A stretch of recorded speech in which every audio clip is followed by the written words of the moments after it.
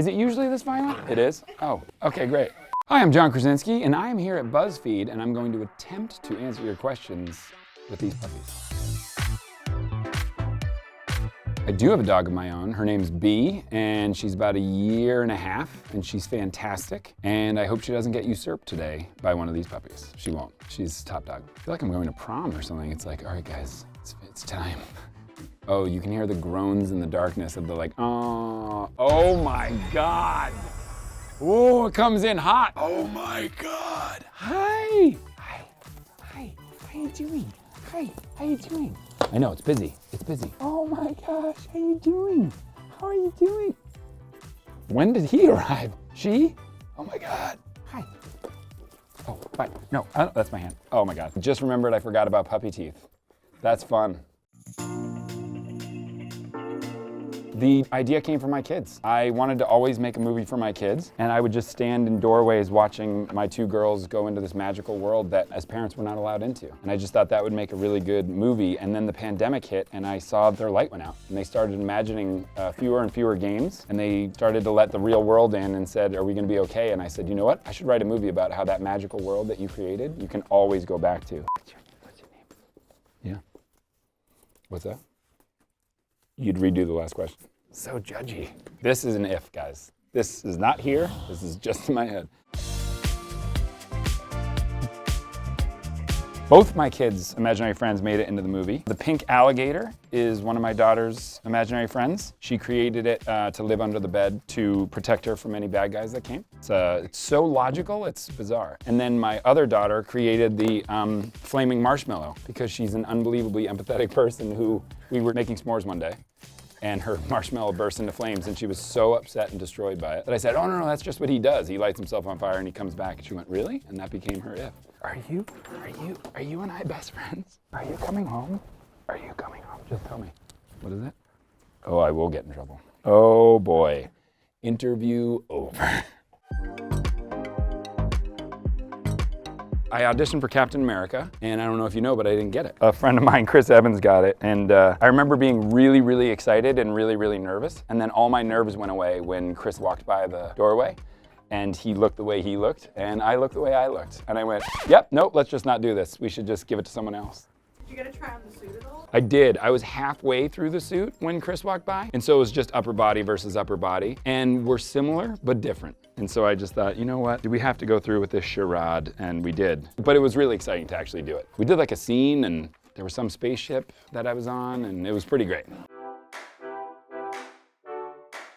I did, and it's funny because I still feel bad about it, but when we wrapped The Office, we all cried a lot. I think I blacked out. And then the first thing I did was go over to the Dunder Mifflin sign and pull it off the wall. Immediately threw it in my car, so the actual Dunder Mifflin sign I have. And then we went to the wrap party, and Greg Daniels, who's basically all of our dads, because he created the show, he came up in his very sweet way and he said, hey, can I ask you a question? Do you know where that sign went? Because it was the only thing I wanted to take from the show. And my soul died, and I looked him straight in the eyes and I went, I have no idea where that sign went. And to this day, I don't know if he knows, and I feel bad about it. Not bad enough, clearly. Do you have it hanging up somewhere? Yes, but I can't tell you because then you'll tell him and he'll come and kill me and take it. Is this Gizmo, by the way? This is sort of unfair that she's ripping Gizmo apart. I'm having like a childhood crisis, but I'm gonna let it happen. What was the question?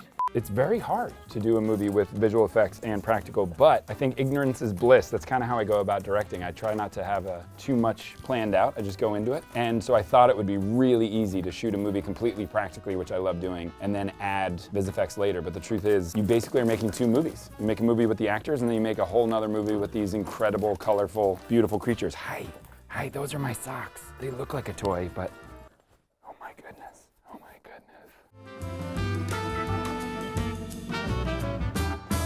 I did. I'm a terrible artist, and as I was writing the script, I would just jot down sketches of all the ifs that I was creating. And then at the end of the script, when we were done, I just put them all up on a wall and said with my producing partner, Allison Seeger, I said, who's our dream cast? We put names under each one, and I got every single person to say yes. I owe them a whole lot of money that I should have paid them earlier, but I'm not going to. No, they all said yes, and I gotta say, they said yes for a beautiful reason. They said they love the idea of the movie, and putting good out into the world is important right now, so they all said yes for that. And then they said, who is this? On most of their texts. Well, Emily's one of the funniest people I've ever met in my life. She has the greatest sense of humor. She's got the greatest timing and delivery, so I would do absolutely anything with her, except puppy teeth. She was always a huge supporter of this movie, and then she was one of the first people to say that she would do a voice, and she jumped in. She is so funny in this movie. She's Uni, she's the unicorn, and she was fantastic. What did we watch on the flight? What are we gonna watch on the flight? Which one? Leatherheads, that's a deep pull. I have seen people watch The Office on the flight, and I usually go over to them and do a quick Q&A, just right there on the flight. Do you have any questions about it? Is there anything you need to know going into it? Just so they know where they're at, where they're coming from, where they're going.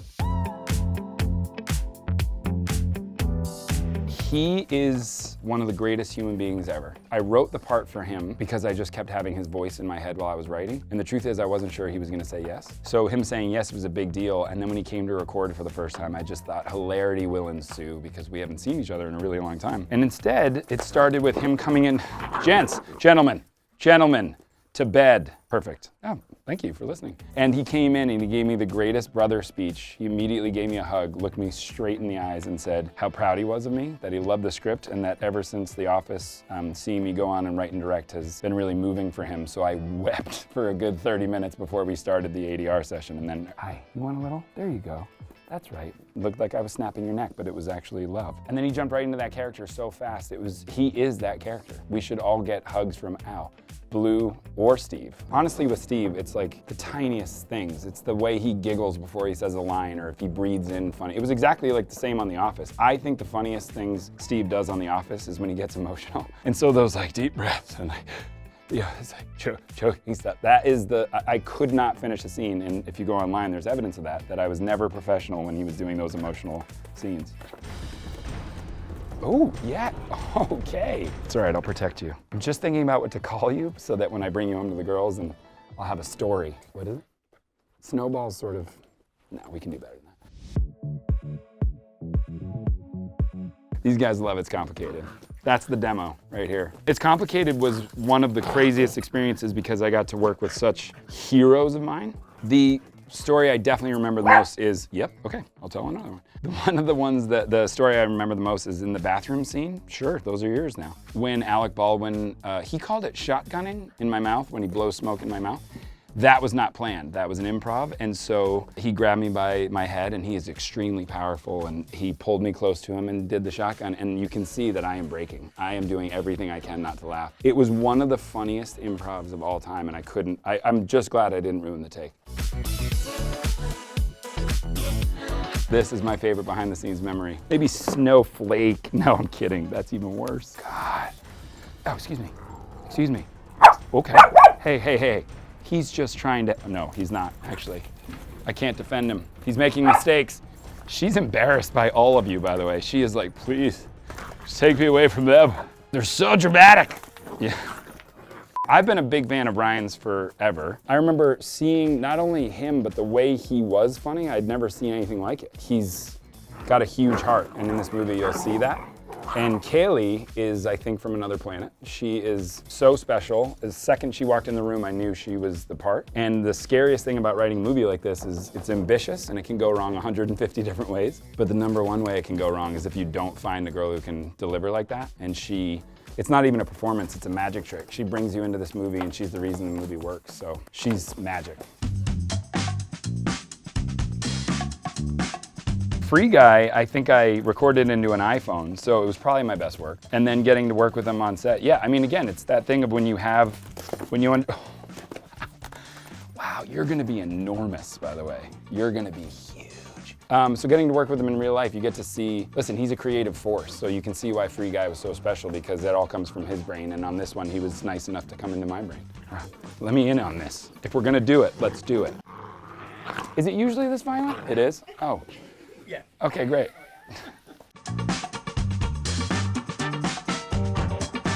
The only two people in my house that turns everything upside down is if Santa's coming or Kaylee's coming.